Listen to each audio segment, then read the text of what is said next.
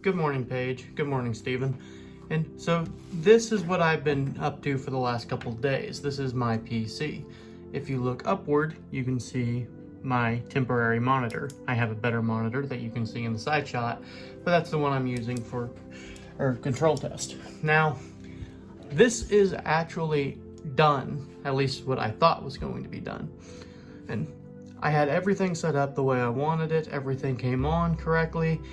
Plugged it into the monitor and no screen whatsoever.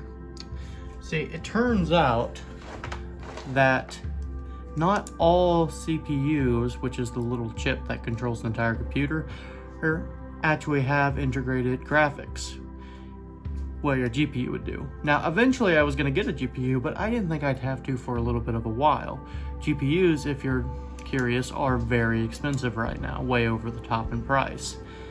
Yes. So I was going to put that off until later, thinking my CPU could cover it and some other boards also cover it.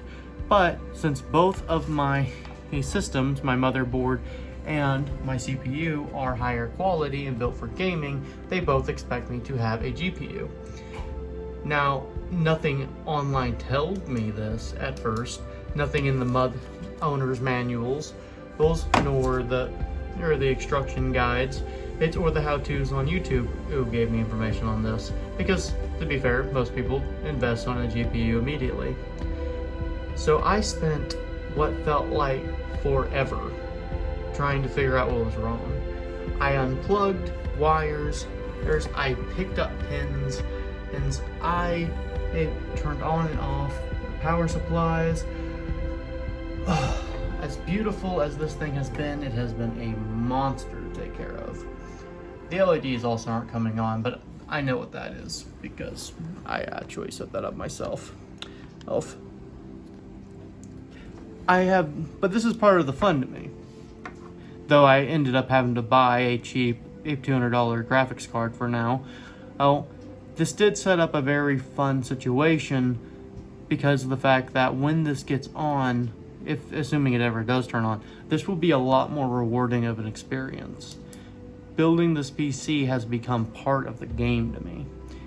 I plan to play many games on it, but the PC will always be a game in and of itself. And that's something that is not, it's something that appeals to someone with my brain chemistry. Brain chemistry that I imagine is similar to that of Stevens and Paige. I don't know or pretend to know your brain chemistry yet. You're still a little too young to know your brain chemistry. But I do think that this was a good experience overall because I understand now, with a complexity that I never could have had before, what each one of these little pins on here do. I will show you right here. There. That's every pin socket on the board and my looking into it to see if I needed it, if I didn't need it, what it did, having a rough understanding of all of it. That's something I did not have before. Whenever you break something down to its smaller components and learn what they do, you walk away with a better understanding of how not just that system works, but how your world works. This is a over-the-top, complicated version of the thing that controls our entire society. Our stock markets, our traffic, our supply distribution, our farming equipment, everything has a version of this in it. And though just for a fun game, I have now managed to understand everything that goes about.